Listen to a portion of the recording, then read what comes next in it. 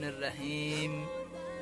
فردا پنجشنبه است، اول دهه فاطمیه، دهه اول فاطمیه قرار داریم. ما امروز چهارشنبه خواستیم که افتتاحی کنیم از مصیبت زهرای مرضیه سلام الله علیها. خیرات و نظرات در مدرسه جامعه امام خمینی بلخاب با مدیریت مدرسه گرفتن و ما انشاءالله این روز مراسم انشاءالله شرکت میکنیم. حضرت آیت الله سید جعفر فاضلی هم انشاءالله فیض و بهره میبریم. و سلام باید. امروز مدرسه خیرات داره، حوزه خواهران، حوزه برادران و مردم دیگر هم انشاءالله دلله جور کردیم با کمک خدا و حضرت زهرا و کمک بچه ها.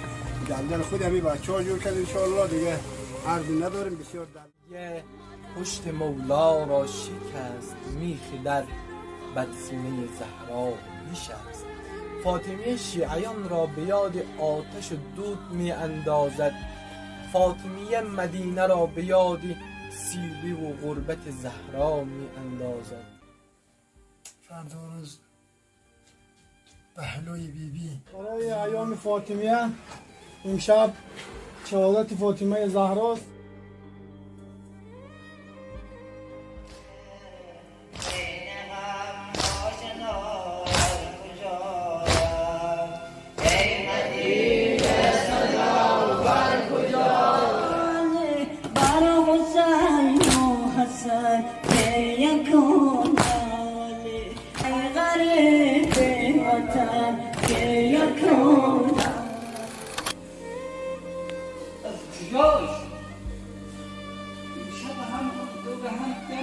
چی مصیبتیه؟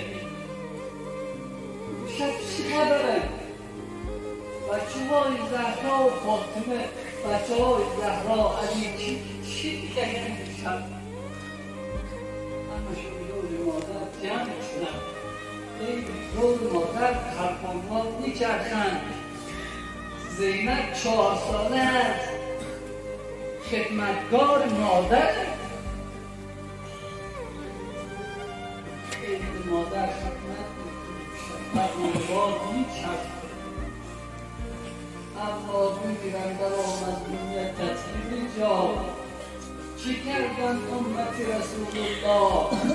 بعد پیمانشان ما استادن، واقعا به اون قول و قراری که به پیغمبر دادن نیستن.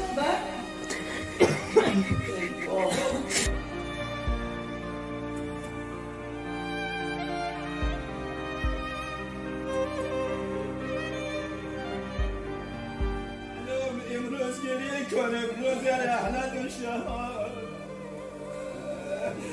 خدا